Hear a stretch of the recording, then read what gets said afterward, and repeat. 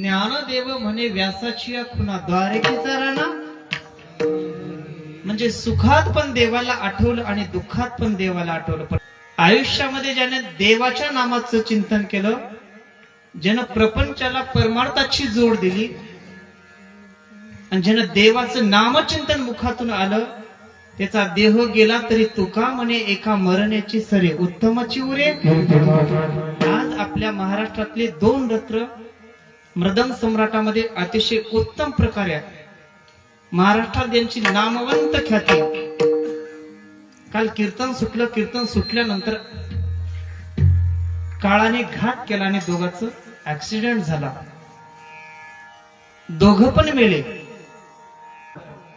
पण लहानाचे मोठे होजेपर्यंत फक्त देवाचं मुखामध्ये नाम आणि आपण मर्दन, आपण देवाची भक्ती, एवढंच तत्व त्यांच्या आयुष्यात होतं. महाराज, आपण जन्माला आला असं कितीही पैसा कमवून तुम्ही कितीही प्रपंच करा, मेल्यानंतर कोणी कुत्रे विचारत नाही महाराज.